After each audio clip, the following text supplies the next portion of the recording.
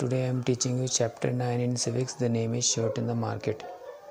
This chapter tells us the story of a shirt. तो ये chapter shirt के बारे में स्टोरी बताता है और इसमें हम ये पढ़ेंगे कि कौन कौन सी मार्केट आती है प्रोड्यूसर और बायर के बीच में। Farmer in Kurnool. Swapna is a farmer in Andhra Pradesh. Swapna Andhra Pradesh में एक फार्मर है जो कॉटन उगाती है। जब वो हार्वेस्ट हो जाते हैं तो उसके बाद वो लोकल ट्रेडर को बेचने जाती है। अब लोकल ट्रेडर उसको वो प्राइस नहीं देता जो मार्केट में जो प्राइस है, तो वो इसलिए वो उस लोकल ट्रेडर को बेचती है क्योंकि जब वो उसको ज़रूरत थी पेस्टिसाइड्स फर्टिलाइज़र्स ख़रीदने के लिए तो उसके हस्बैंड ने उससे कुछ पैसे उधार लिए थे।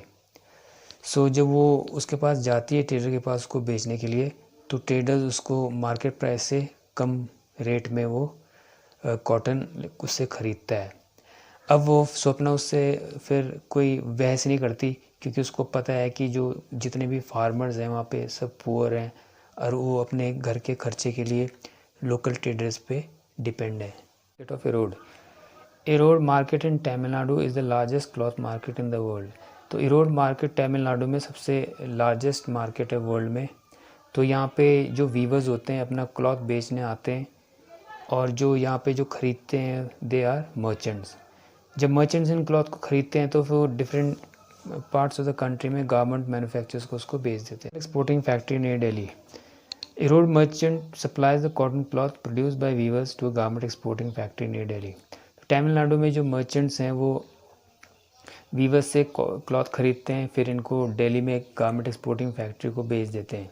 तो जो गारमेंट एक्सपोर्टिंग फैक्ट्री है दिल्ली में वो इस क्लॉथ की शर्ट्स बनाती हैं और फिर ये जो शर्ट्स है ये फॉरेन बायर्स को बेच देती हैं। फॉरेन बायर्स यूनाइटेड स्टेट्स और यूरोप से आते हैं और जो फॉरेन बायर्स हैं ये कम से कम प्राइस इन शर्ट्स का देते हैं। Such pressure from buyers the garment exporting factories in turn try to cut cost.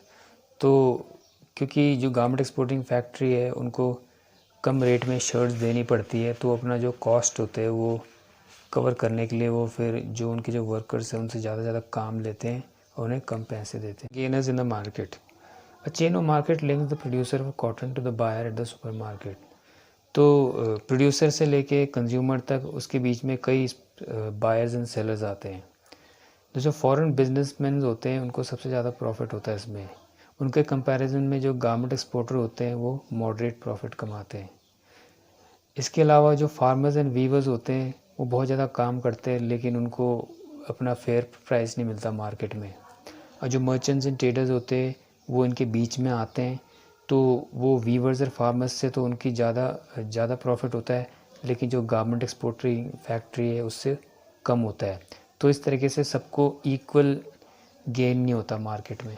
Rich and powerful who get the maximum earning in the market. तो जो रिच एंड पावरफुल होते हैं वो सबसे ज़्यादा अर्निंग करते हैं मार्केट में। तो दीज आर द पीपल जिनके पास फैक्ट्रीज़ होती हैं, बड़ी शॉप्स होती हैं, लैंड होल्डिंग्स होती हैं।